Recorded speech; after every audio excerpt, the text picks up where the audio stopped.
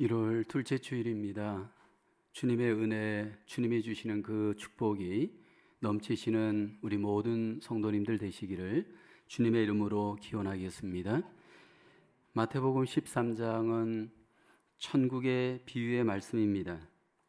주님께서 천국을 우리에게 비유하실 때 여러 가지 관점에서 비유하셨습니다. 왜 이렇게 여러 가지 비유를 통해 천국을 우리에게 소개하실까요?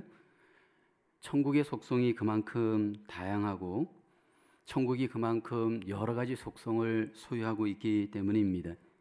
이 땅에 임한 하나님의 나라 천국은 주님께서 여러 가지 비유를 통해 우리에게 알려주고 있습니다. 오늘 본문에는 천국을 보화에 비유하고 진주에 비유를 하고 있습니다. 오늘 이 보화와 진주의 비유는 천국은 어떤 것인지 그 천국의 가치에 대해서 우리에게 소개를 합니다. 어느 나라 사람이든지 보석을 갖는 것 아마 대부분 욕심을 낼 겁니다. 왜냐하면 그 보석의 가치를 잘 알고 있기 때문입니다. 특별히 우리나라 사람들은 보석에 대해서 굉장히 욕심이 많습니다. 이전에 제가 이스라엘의 성지순례를 갔을 때입니다. 이스라엘의 성지순례 일정 중에 다이아몬드 공장을 들른 적이 있습니다. 이스라엘의 다이아몬드는 세계적으로 그 진가를 인정해 줍니다. 다이아몬드의 순도가 세계에서 제일 좋다라고 합니다. 그리고 그 다이아몬드 가공을 세계에서 제일 잘한다 인정을 해줍니다. 그 공장에 갔더니 정말 기가 막힌 다이아몬드들이 진열되어 있었고 또 매매가 되고 있었습니다. 근데 그 다이아몬드 공장에서 가장 VIP 고객으로 여기는 사람들이 우리나라 사람들입니다. 그래서 우리나라 사람들은 특별히 더 환영하는 의미에서 대형 국기를 준비해 두고 환영하였습니다. 그리고 특별히 우리나라 사람들은 우리나라 사람들만 전문적으로 맞이하는 커다란 룸이 있었습니다. 왜냐하면 한국 사람들이 가장 많이 성지순례를 하기 때문입니다. 그리고 우리나라 사람들이 누구보다도 보석에 대한 관심과 또 욕심이 많은 것을 알고 있기 때문이었습니다. 과거 유대인들은 은행이 발달되지 않았고 돈이 발달되지 않았습니다. 그래서 매매를 주로 할 때 이 보석을 통해서 자신들의 그 부를 축적하곤 했습니다. 요즘은 우리가 돈이 있으면 은행에다가 디파짓을 하고 필요할 때 우리가 꺼내서 사용하곤 합니다. 과거에는 은행이 없었습니다. 예수님 당시에도 은행이 없었습니다. 당시의 은행은 땅속이 은행이었습니다. 땅속이 가장 안전하고 가장 보관하기에 좋은 곳이라고 생각을 해서 이 귀중품들을 주로 땅에다가 감춰두곤 했습니다. 그리고 필요할 때 다시 꺼내곤 했습니다. 그래서 유대인들은 어떤 랍비는 말하기를 돈을 저축하기에 가장 안전한 장소는 땅이다, 대지이다 그렇게 말하곤 했습니다. 왜 이들이 땅을 이렇게 은행처럼 사용했느냐 하면 당시의 유대는 전쟁을 많이 했습니다. 이 전쟁을 하게 되어지면 귀중품들을 숨길 곳이 땅밖에 없었습니다. 그래서 땅을 이용하여서 귀중품을 숨겨두곤 했습니다. 오늘 이 본문의 비유의 말씀을 이해하는 것도 우리가 그 유대의 풍속을 좀 이해할 필요가 있습니다. 땅 속에 감추어진 보화는 누구의 것이 되어질까? 발견한 사람이 임자입니다. 그런데 발견한 사람이 그 밭 주인일 경우에는 주인에게 2분의 1을 꼭 주어야 한다라고 합니다. 만약에 밭 주인이 그것을 발견했다면 다 자기의 것이 되어지지만 다른 사람이 발견할 때는 그 반의 몫을 주인에게 주어야 한다라고 합니다. 오늘 예수님께서 하신 이 보화의 비유는 이런 유대적인 배경을 염두에 두고 이해할 필요가 있습니다. 주님께서는 천국은 마치 밭에 감추인 보화와 같다 말씀을 합니다. 여기 보화를 발견한 사람은 밭주인이 아니었습니다. 그러니까 집으로 와서 그 밭을 사기 위해서 여기 애쓰는 모습을 보여줍니다. 다 소유를 팔아서 그 밭을 사서 보화를 얻게 되어지죠. 두 번째 비유는 천국은 마치 좋은 진주를 구하는 장사와 같다 말씀을 합니다. 이 보석 장사가 값진 진주를 발견하는 순간 모든 것들을 팔아서 자기의 모든 것을 팔아서 이 값진 진주를 사게 되어졌다 말씀을 합니다. 오늘 이 두 가지의 비유를 통해서 주님께서 우리에게 강조하시는 천국, 그 천국의 의미, 교훈은 과연 무엇일까요? 첫째는 천국은 보석과 진주 같은 최고의 가치가 있습니다. 44절에 천국은 마치 밭에 감추인 보화와 같으니 사람이 이를 발견한 후에 숨겨두고 기뻐하며 돌아가서 자기의 소유를 다 팔아 그 밭을 사느니라. 46절에도 보면 극히 값진 진주 하나를 발견하며 가서 자기의 소유를 다 팔아 그 진주를 사느니라 말씀을 합니다. 밭에 감추인 보화 발견하고 났습니다. 그리고 값진 진주 장사가 값진 진주를 발견하였습니다. 여기 보면 농부도 발견하였고 진주 장사도 발견하였습니다. 발견한 즉시 그들은 그 밭을 사고 그래서 그 보화를 얻고 또 그 진주를 모든 것을 팔아서 얻게 되어집니다. 여기 발견한 사람들, 밭에서 보화를 발견하고 값진 진주를 발견한 사람들의 공통점이 있습니다. 이들은 보화의 가치, 진주의 가치를 아는 자들이었습니다. 농부였지만 그 보화의 가치를 알았습니다. 또 값진 진주를 얻는 자도 그 값진 진주의 가치를 아는 사람이었습니다. 누가 발견할 수 있느냐면 가치를 아는 자입니다. 보화의 가치를 아는 자가 보화를 발견할 수 있고 그 보화를 얻기 위해서 애를 쓰게 되어집니다. 예수님께서 지금 무엇을 보여주시는 의도일까요? 천국은 이 세상에서 가장 값진 보석과 같고 진주와 같다라는 겁니다. 그만큼 천국은 이 땅에서 가장 가치 있음을 주님은 소개합니다.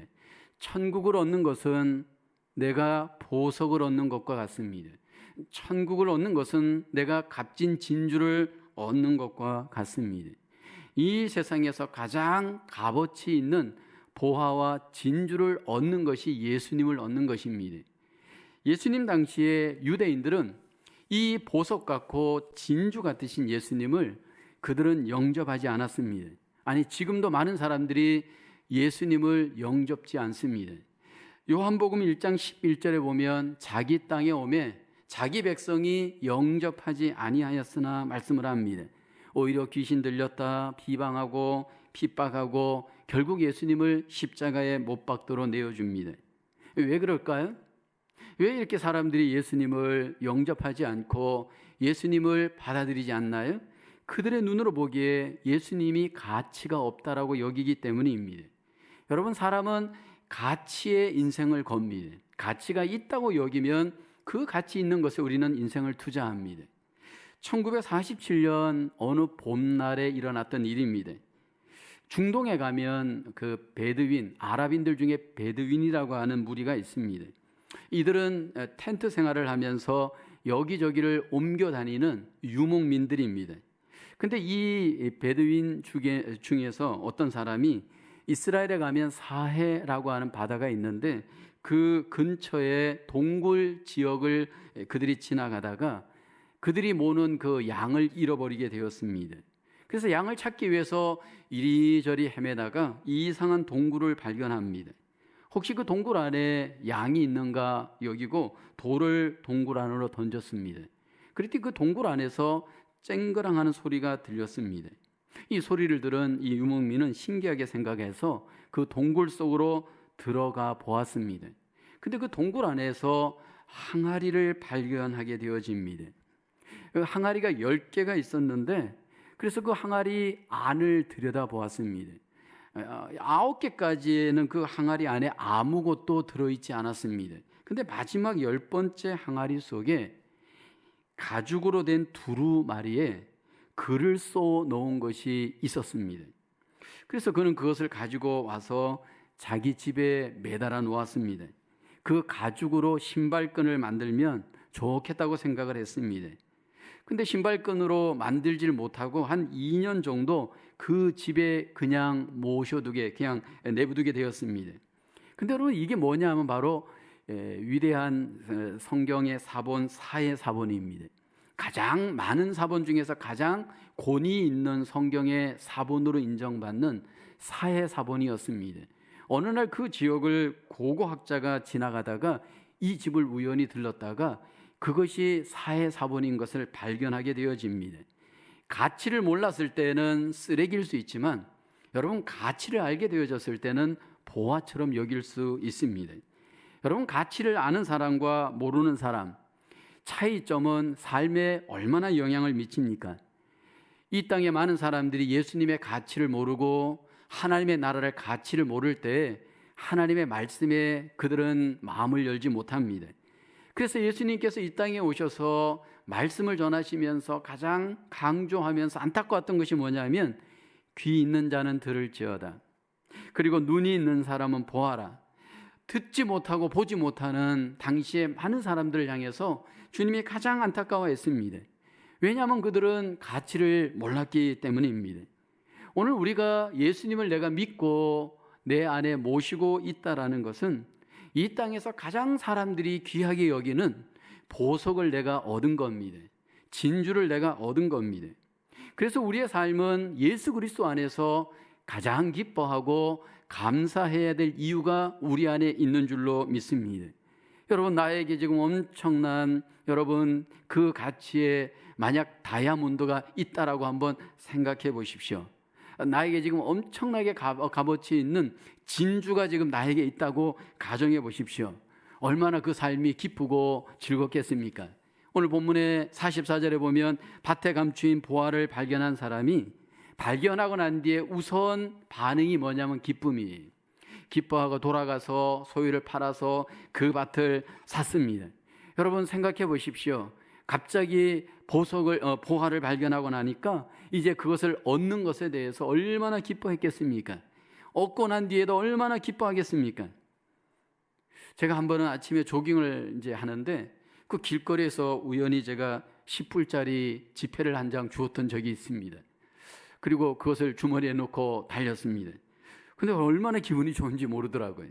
하루 종일 그 주머니에 그 10불을 넣어놓고 만지면서 굉장히 기분이 좋았습니다. 공짜 돈을 내가 갑자기 얻게 되니까 10불이지만 굉장히 기쁘더라고요. 주님께서는 우리에게 우리의 마음속에 우리가 주님 때문에 기뻐하기를 원하십니다.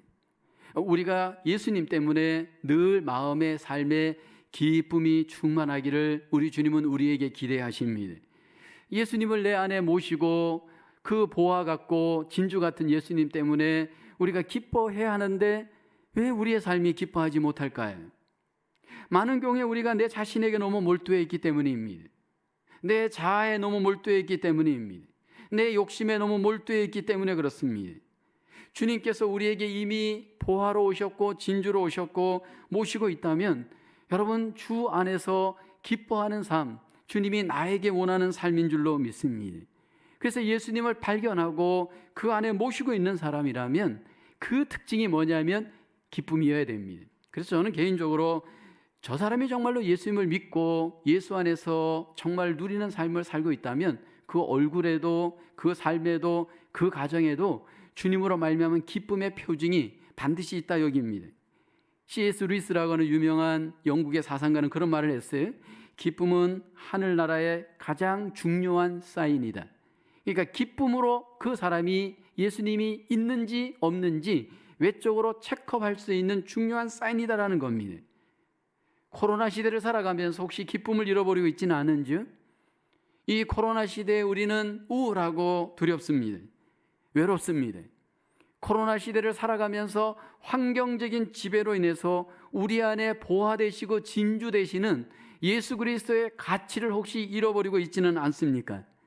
재정 때문에 스트레스를 받고 건강적으로 스트레스를 받으면서 우리 안에 주님으로 말미암는 기쁨과 감사를 혹시 상실해버리진 않았는지?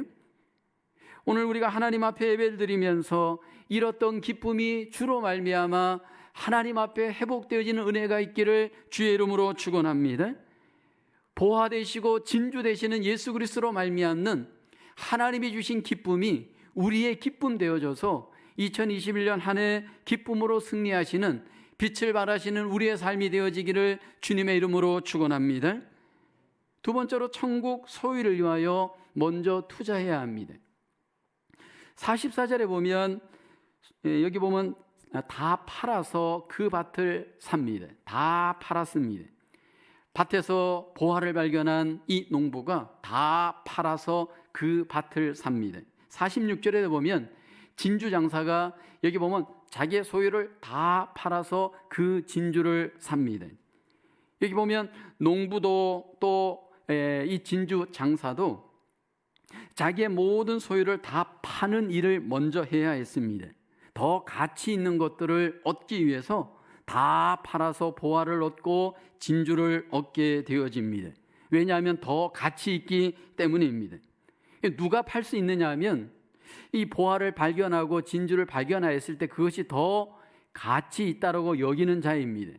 더 가치 있는 것을 발견한 사람은 덜 가치 있는 것을 더 가치 있는 것을 얻기 위해서 포기할 줄 아는 자입니다. 그러나 여러분, 그것은 낭비가 아닙니다. 더 가치 있는 것들을 얻기 위해서 덜 가치 있는 것들을 여러분 버리는 것은 투자하는 겁니다. 왜냐하면 더 가치 있는 것들을 내가 얻는 것에 대한 만족감이 있기 때문입니다. 보화와 진주를 얻는 이 사람은 모든 것들을 다 팔 때 여러분, 그것은 낭비도 아니고 허비도 아니에요. 미련 없이 다 팔 수 있습니다. 왜냐하면 여러분, 더 좋은 것을 얻기 때문입니다. 누가 더 예수 그리스도 진주이시고 보화이신 예수님을 마음에 얻고 삶에 얻고 소유할 수 있는가? 우리가 그 기쁨과 만족을 누릴 수 있는가? 천국을 누가 얻고 누가 누릴 수 있는가? 먼저 우리에게 주님께서는 포기할 줄 아는 자임을 말씀을 합니다. 이 하늘나라의 기쁨, 예수 그리스도가 주시는 이 놀라우신 보화와 같은 이 가치의 기쁨을 누가 경험할 수 있느냐 하면 이 땅의 것들을 내려놓고 포기할 줄 아는 자입니다. 지난 주간 우리가 믿음으로 주제를 갖고 믿음으로 살았던 사람들을 함께 나누었습니다. 믿음으로 살았던 사람들에게 핵심적으로 나타나는 그 믿음의 증거가 하나 있습니다. 구약의 믿음으로 살았던 사람들의 한결같은 공통점, 믿음으로 삶을 사는 사람들의 증거는 믿음으로 먼저 포기할 줄 아는 자입니다. 여러분, 믿음으로 삶을 살았던 아브라함을 보십시오. 아브라함은 객관적으로 포기하기가 참 어려운 정황이었습니다. 왜냐하면 그의 나이가 75세였습니다. 인생의 어느덧 중년기가 되었습니다. 안정을 지향할 나이입니다. 그런데 여러분, 그 상황에서 하나님께서 말씀하신 그 믿음의 복을 얻기 위해서 포기하잖아요. 제가 경험하는데 사람이 나이가 들어가면요, 과거에 더 집착을 합니다. 포기가 굉장히 어렵습니다. 미래가 두렵기 때문입니다. 그리고 이루어 놓은 것들을 자꾸 붙들고 집착하고 안정을 누리려고 합니다. 하나님께서 이런 아브라함을 보셨을 거예요. 도전하기 어렵고 포기하기 어렵고 안전지향적이고 그리고 과거지향적인 그의 죄성을 다 아셨을 겁니다. 그런데 하나님께서 아브라함에게 오셔서 우선 요구하는 것이 뭐였느냐면 버리라는 겁니다. 너의 본토, 친척, 아비 집을 떠나라 말씀을 하잖아요. 내가 내게 지시할 땅으로 가라 말씀을 합니다. 여러분, 이 포기하는 것이 결코 쉽지가 않습니다. 아브라함은 본토의 땅을 포기했습니다. 친척과 아비 집을 포기했습니다. 또 지금까지 알았던 많은 사람들을 포기했습니다. 여러분, 이것이 정말 쉽지 않은 일입니다. 그러나 믿음으로 포기하였습니다. 왜냐하면 하나님이 지시할 땅이 있었기 때문입니다. 더 하나님이 원하시는 그 가치를 그는 알고 그것을 더 우선순위에 믿었기 때문입니다. 신약의 여러분, 믿음의 사람 베드로를 보십시오. 베드로가 예수님을 만나기 전까지는 갈릴리 바다에서 그는 고기를 잡으면서 그냥 안전지향적인 평범한 삶을 살았습니다. 어느 날 예수님이 그 베드로를 찾아올 때 베드로가 빈 그물을 닦고 있었습니다. 그때 밤이 새도록 한 마리도 고기를 못 잡은 이 베드로에게 주님께서 말씀하시죠. 깊은 데로 가서 그물을 내려 고기를 잡으라. 그때 베드로가 밤이 맞도록 수고했지만 한 마리도 고기를 못 잡은 정황이었습니다. 그러나 순종함으로 그 그물 속에 많은 고기를 잡습니다. 그리고 났을 때 주님께서 베드로에게 이렇게 말씀을 합니다. 나를 따라오너라. 내가 너희로 사람을 낚는 어부가 되게 하리라 말씀을 합니다. 주님께서 베드로에게 따라오라고 말씀을 하였습니다. 그때 베드로가 우선 한 행위가 뭡니까? 배와 그물을 버려두고 예수님을 쫓았습니다. 만약 포기하지 않았다면 믿음의 베드로가 될 수 없었을 겁니다. 우리가 주님을 소유하고 주님의 나라를 이 땅에서 소유할 때 때로 주님은 우리에게 포기를 요구합니다. 근데 여러분 기억해야 될 것은 그 포기가 여러분 어떻게 보면 세상적으로 더 낭패를 당하는 그런 포기는 아니에요. 주님께서 더 좋은 것을 우리에게 누리게 하시기 위한 거룩한 투자입니다. 우리에게 주님이 직장도 주시고 가정도 주시고 우리의 삶을 주님께서 다 주셨습니다. 그리고 우리에게 주님을 구하라고 할 때 직장을 주님께서 버리게 하고 가정을 버리게 하실 그럴 하나님이 아니에요. 우리가 더 주님을 추구하고 더 하나님 나라를 우리가 추구하면서 삶을 살아갈 때 더 주님께서 우리에게 주시기를 원하시는 주님의 은혜와 복이 우리에게 있기 때문입니다. 인간적으로 보면 더 투자하고 더 주님을 위해서 우리의 삶을 드리는 것이 손해인 것 같고 낭비인 것 같습니다. 주님은 우리에게 너희는 먼저 그 나라와 그 의를 구하라. 그 뒤에 보면 그리하면 이 모든 것을 너희에게 더하시리라 우리에게 약속을 하십니다. 주님을 위해서 잃어버리는 자가, 주를 위해서 손해보는 자가 결국은 주님께서 더 얻을 수 있도록 우리에게 일하실 것을 말씀을 하고 있습니다. 이미 천국을 얻었고 우리는 구원을 얻었습니다. 그러나 또 우리에게 기억해야 될 것은 하나님께서 우리에게 더 주실 것들을 기다리면서 때로 우리가 우리의 삶의 모든 것들을 내려놓고 주님께 우선순위를 두고 구하고 찾고 두드릴 수 있는 삶이 되기를 주님의 이름으로 축원합니다. 주님께 우리가 구하며 나아갈 때 주님이 우리에게 주시는 좋은 것을 세상적인 것으로만 자꾸 바라보지 않길 원합니다. 여러분 우리 안에 이 영혼의 복, 심령의 복, 하나님과의 관계에서 오는 이 복들은요 세상의 그 어떤 것과도 비교할 수 없는 굉장한 여러분 가치가 있고 기쁨의 것들입니다.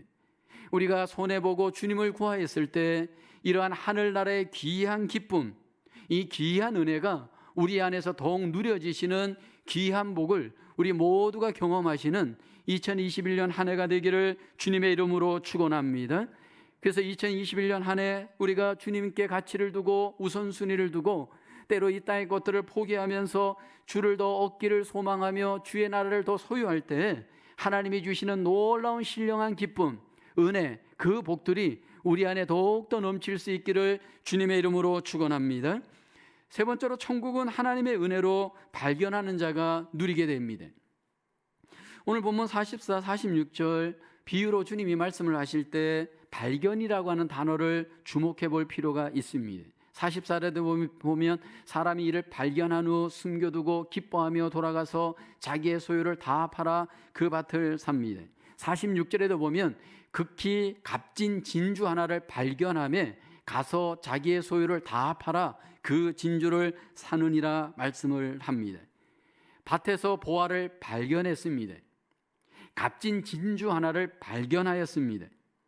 어떻게 그 가치를 알고 발견할 수 있었을까요? 나의 어떤 관찰력 때문일까요?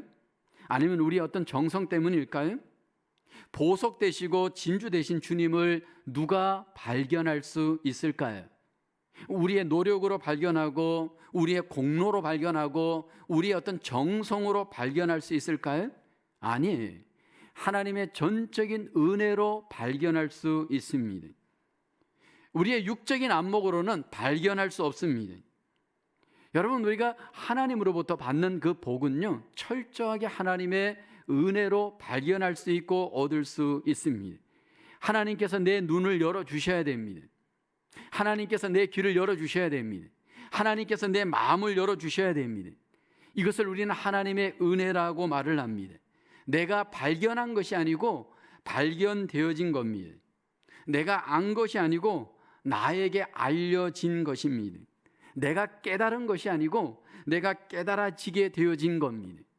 철저히 성경은 은혜로 시작하여 은혜로 진행되다가 은혜로 마칩니다. 에베소서 2장 8절에 보면 우리에게 주신 구원의 은혜를 이렇게 설명합니다. 같이 한번 고백해 볼까요? 시작. 너희는 그 은혜에 의하여 믿음으로 말미암아 구원을 받았으니 이것은 너희에게서 난 것이 아니요 하나님의 선물이라. 보화와 같고 진주와 같은 예수 그리스도가 주시는 이 구원의 선물이 하나님께서 값없이 은혜로 주신 선물이다. 성경은 말씀을 하십니다. 하나님께서 우리에게 값없이 은혜로 보화를 주시고 진주를 주시는 놀라운 은혜를 베풀어 주십니다. 근데 여러분, 우리가 하나님의 은혜를 돌아볼 때 이 하나님의 은혜는 굉장히 공평한 은혜를 우리에게 베풀어 주십니다. 어떤 세상적인 우리의 조건, 우리의 어떤 공로를 하나님이 보지 않아요. 하나님께서 우리에게 은혜를 베풀어 주실 때 그냥 무조건적인 공로로 우리에게 은혜를 베풀어 주셔요. 남자에게도 베풀어 주시고 여자에게도 베풀어 주십니다.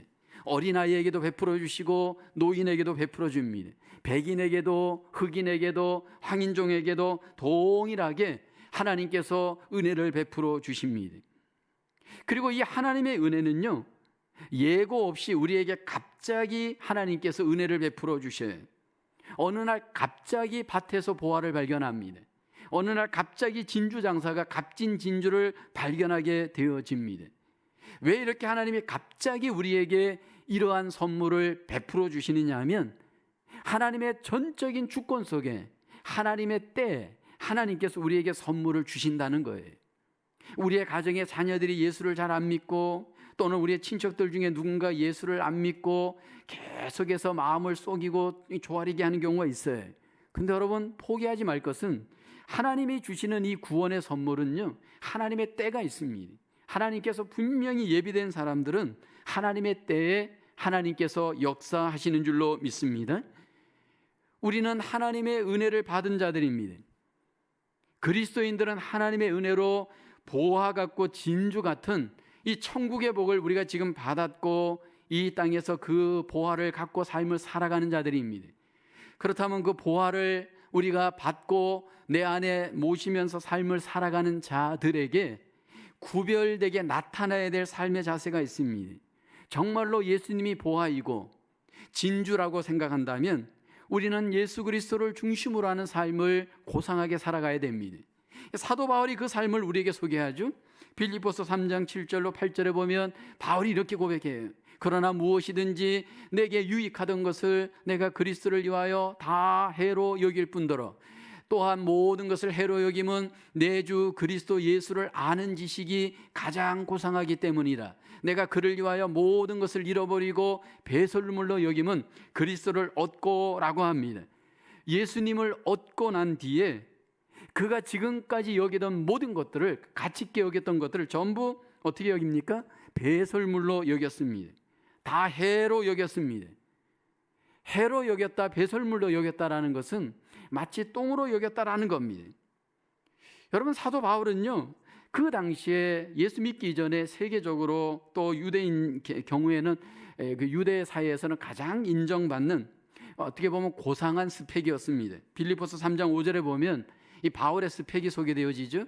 나는 8일 만에 할례를 받고 이스라엘 족속이요 베냐민 지파요 히브리인 중에 히브리인이요 율법으로는 바리새인이요 라고 합니다. 소위 말해서 우리나라로 얘기하면 금수저예요. 그래서 앞으로의 모든 인생의 성공이 보장된 인생이었습니다. 그 당시에 가장 학자였던 가말리엘에게서 그는 공부를 했습니다. 그리고 가문적으로도 전혀 문제가 없는 가정이었습니다. 이게 유대인들에게 인정받을 만한 그러한 가문이었습니다. 그 당시에 또 바울은 로마 시민권도 갖고 있었습니다. 사도행전 22장 27, 28절에 보면 바울이 재판받을 때 바울의 그 변호의 내용이 나옵니다. 천부장이 말하죠. 내가 로마 시민이냐? 내게 말하라. 이르되 그러하다. 28절에 보면 나는 나면서부터라 그렇게 자기가 로마 시민권인 것을 바울이 얘기합니다. 그 당시에 로마 시민권을 갖는다는 것은 마치 지금의 미국 시민권을 갖는 것과 같아요. 그래서 그 당시에 많은 사람들이 돈을 주고 로마의 시민권을 사기도 하였습니다. 그러니까 이 사도 바울을 보면요, 세상적으로 가장 좋은 스펙을 갖고 어떻게 보면 가장 세상적으로 성공할 만한 그러한 삶의 컨디션이 되어 있었던 자였습니다. 그런데 어느 날 그가 인생의 반전이 일어나잖아요. 그가 계획했던 것은 아니에요. 다메섹 도상에서 예수님이 빛으로 찾아오셔서 음성으로 찾아오셔서 바울을 만나줍니다. 그리고 바울 속에 임합니다. 그리고 난 뒤에 바울이요, 지금까지 삶의 가치관을 다 내려놓고 배설물로 여기고 예수 그리스도를 아는 지식을 가장 고상하게 여기는 그 삶을 위해서 인생을 살게 되어집니다. 예수님이 나의 보화입니다. 예수님이 나의 진주입니다. 그래서 이 땅에서 그 예수 그리스도를 위하여서 그의 인생을 바치고 시간을 바치고 삶을 헌신하게 되어집니다. 오늘 우리에게 적용할 때 우리는 입술로 예수님을 나의 보화입니다, 나의 진주입니다 라고 고백은 하지만 정말 내 인생의 주님이 가장 보화로 최고의 가치로 우리 속에 적용이 되고 있는지. 결혼 정년기에 그리스도인들 보면 이 배우자에 대한 고민들 많이 합니다. 예수 그리스도 안에서 배우자를 구할 때 항상 두 가지가 문제가 됩니다. 믿음이 있는데 능력이 없고, 능력이 있는데 믿음이 없고, 믿음이냐 능력이냐 이 문제 앞에 고민하는 우리 청춘 남녀들이 많습니다. 아니, 우리 부모들도 그렇습니다. 만약에 여러분 능력이 좋은 남자 근데 믿음은 없어요. 믿음은 좋아요. 근데 능력이 없어요.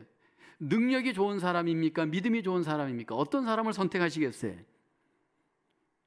많은 경우에 우리는 믿음 얘기하지만 실제 삶으로 돌아가서는 자꾸 우린 능력을 우선시 여깁니다. 믿음의 기준에서 출발하지 않아요. 왜 이렇게 되었을까요? 우리의 삶은 자꾸 현실지향적이에요. 믿음은 말로만 하고 삶은 자꾸 현실 중심이에요. 근데 주님께서 우리에게 원하는 것은 우리의 삶의 믿음을 기준으로 하길 원해요. 믿음을 기준으로 한 가정, 믿음을 기준으로 한 결혼, 믿음을 기준으로 한 직장, 이게 현실 속에서 분명히 주님도 어려운 것을 잘 알 거예요. 그럼에도 불구하고 우리에게 주님께서는 믿음을 기준으로 하여 우리의 삶을 세워가기를 소원하십니다. 보물 되신 예수님이 우리의 삶에 적용되기를 주의 이름으로 축원합니다. 우리의 현실의 가정을 돌아가 볼 때 여전히 물질의 어려움이 있을 수 있습니다. 믿음으로 살아가자고 하니 여러분 이렇게 저렇게 그 세상에서 타협해야 될 것들 끊어야 되잖아요. 거짓말하지 말아야 되고 정직해야 되고, 그러다 보니까 여러분 물질을 더 얻기에 제한되는 경우가 많잖아요. 근데 속여서라도 물질을 더 얻고 싶고, 여러분 이렇게 저렇게 타협해서 우리는 더 물질을 얻고 싶어 합니다. 우리의 자녀들을 교육할 때도 마찬가지예요. 많은 부모들이 교육에 대해서 관심을 갖고 믿음과 교육을 여러분 선택하라고 할 때 믿음을 선택하기보다 교육을 우선할 때가 많잖아요. 그래서 여러분 한국에서 이런 경우에 이 고3이 되거나 이러면요, 교회는 아예 뒷전이고 그냥 학원으로 학교로만 아이들을 여러분 보내는 경우가 얼마나 많습니까? 우리의 관계도 마찬가지.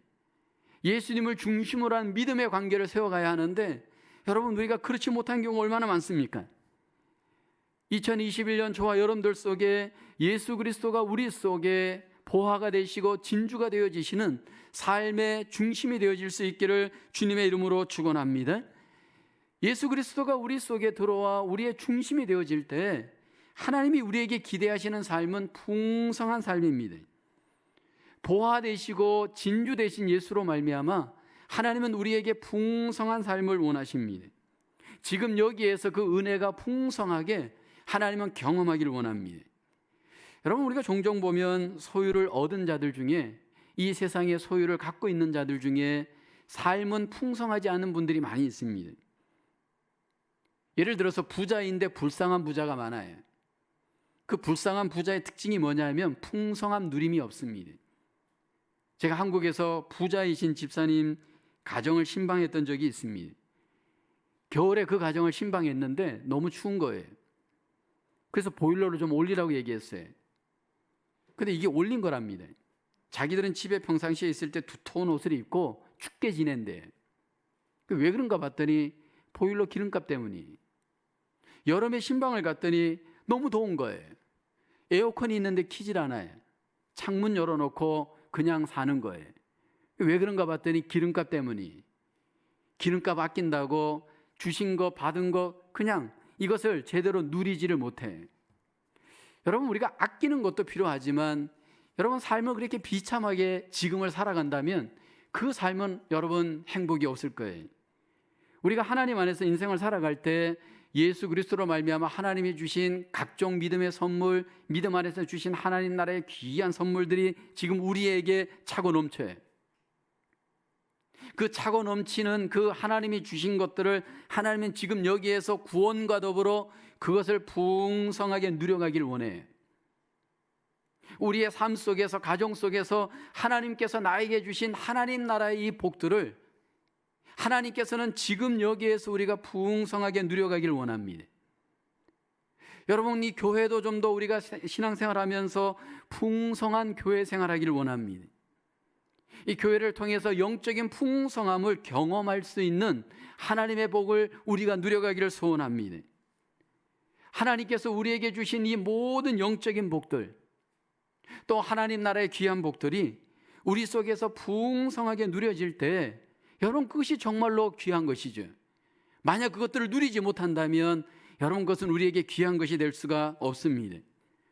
2021년 한 해가 예수 그리스도 안에서 하나님께서 우리에게 주신 이 풍성한 하나님의 귀한 이 축복들이 우리의 삶 속에 더욱더 기쁘게 누려주시고 우리 안에서 이것들로 인해서 더욱더 삶에 주님으로 인한 기쁨이 넘칠 수 있기를 주님의 이름으로 축원합니다. 여러분, 우리에게는 보화 되시고 진주이신 예수 그리스도가 우리 안에 계십니다. 그 보화 되시고 진주 되신 예수님으로 말미암아 우리 안에 먼저 기쁨이, 잃었던 기쁨이 회복되기를 주의 이름으로 축원합니다.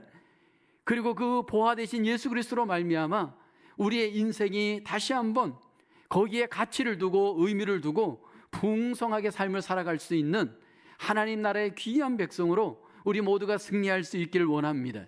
2021년 한 해가 다시 한번 예수 그리스도로 말미암아 우리 속에 누려지는 그 놀라우신 믿음의 복, 믿음의 가치, 그 믿음의 풍성함으로 인하여 빛을 발하시고 승리하시는 저와 여러분 되어질 수 있기를 주님의 이름으로 축원합니다. 기도하겠습니다. 하나님, 우리에게 은혜로 보화이시고 진주이신 예수님을 선물로 주심을 감사합니다.